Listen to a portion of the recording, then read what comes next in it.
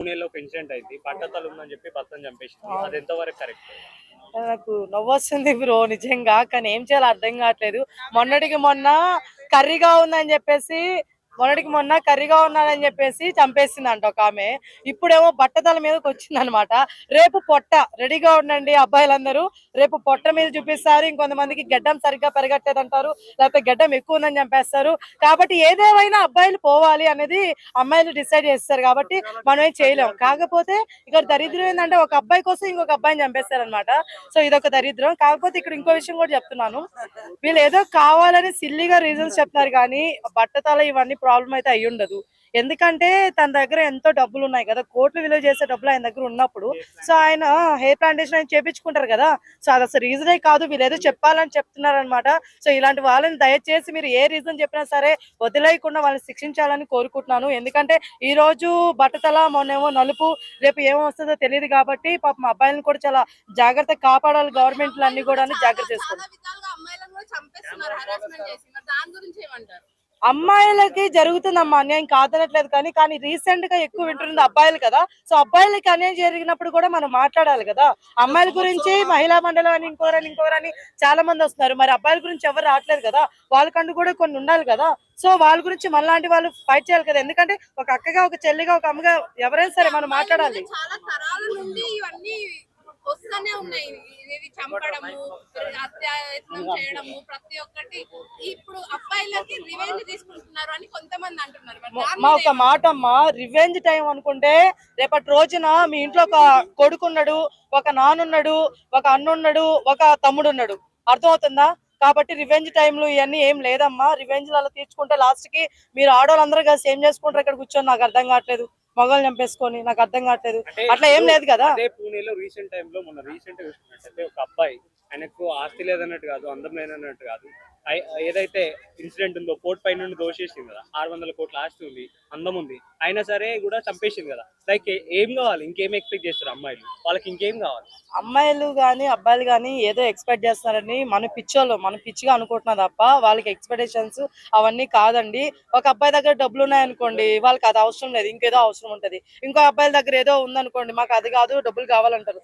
Basic గా అమ్మాయిలకి clarity లేదు లైఫ్ లో ఏం కావాలో, అబ్బాయిలు కూడా క్లారిటీ లేదు. కాబట్టి ఇట్లా పెళ్లిళ్ళు చేసుకుంటే డివోర్స్లు అయిపోతున్నాయి. లేదంటే ఇట్లాగేమన్నా ఉంటే మర్డర్లు అంటారు. ఇలా లేస్తే చనిపోవాలి చంపేయాలి ఏంటి అసలు ఇది? మొన్నటికి మొన్న వాళ్ళ అమ్మ వాటర్ తెచ్చడం లేట్ అయిందని చెప్పేసి మంచినీళ్ళు కొడుకు చంపేశాడంట.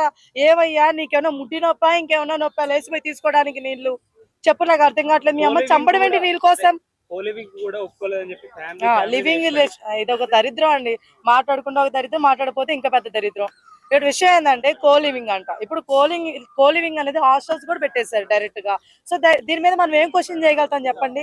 ఇప్పుడు లివింగ్ లో వాళ్ళు ఉన్నారంట, వాళ్ళ పేరెంట్స్ పోయినారు చూడడానికి. పోయినప్పుడు మాట్లాడుకుంటారు, గొడవలు వేసుకుంటారని జరుగుతుంది. కానీ ఆమె కూతురు డైరెక్ట్ గా వాళ్ళ అమ్మని, నాయన్ని, చెల్లిని చంపేస్తుందంట. ఆ పిల్లకి ఎంత గుండె ధైర్యము, చూసేటోడికి వాళ్ళెవరికి ఎంత గుండె ధైర్యము. వీళ్ళు కూడా రేపు అలా చంపేస్తాను వాడికి భయం లేదా?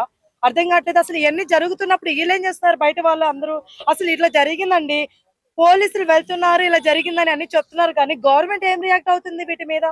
గవర్నమెంట్ సీరియస్ గా ఒక దాని మీద కూర్చొని చేస్తున్నా అండి? ఒక్కడికి కానీ సరైన డెఫినెట్ గా అండి లా అండ్ ఆర్డర్ సరిగ్గా లేదని చెప్తాను నేనైతే. అది ఉంటే చాలా బాగుంటది. ఎంతసేపు లా అండ్ ఆర్డర్ ఎక్కడి నుంచి తీసుకొస్తా అంటే డివోర్స్ అయిన వాళ్ళకి ఇంత డబ్బులు ఇవ్వాలి, అంత చేయాలి, లేకపోతే ఈ చేయాలి, ఈ కాదు కదా. ఇక్కడ ఏం జరుగుతున్నాయి? చంపేస్తున్నారు, చిటికి మాడి చంపేస్తున్నారు. వాటి గురించి మాట్లాడండి.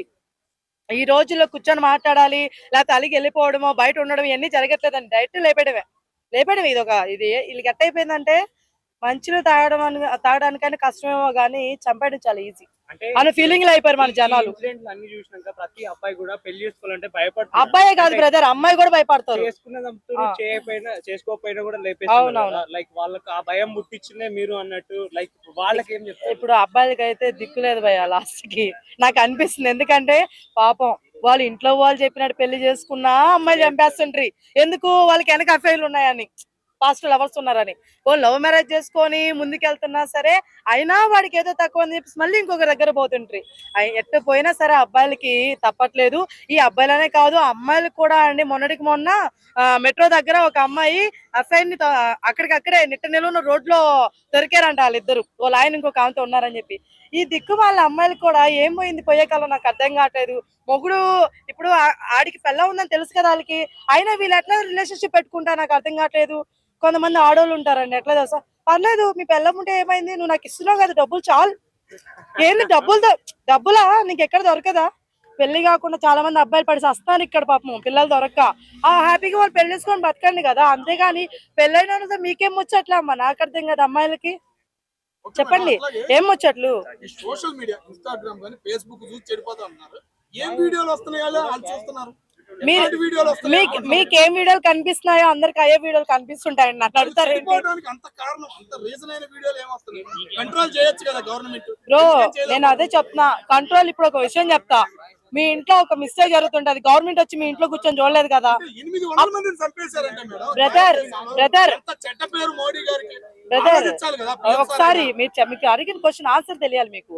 ఇప్పుడు మనం ఇంతమంది ఉన్నాం కదా ఇక్కడ, ఎవరింట్లో ఏం జరుగుతుంది ఎవరికైనా నేను తెలుసా చెప్పండి? తెలియదు కదా. సో ఎవరింట్లో వాళ్ళు కంట్రోలింగ్ గా ఉండాలి.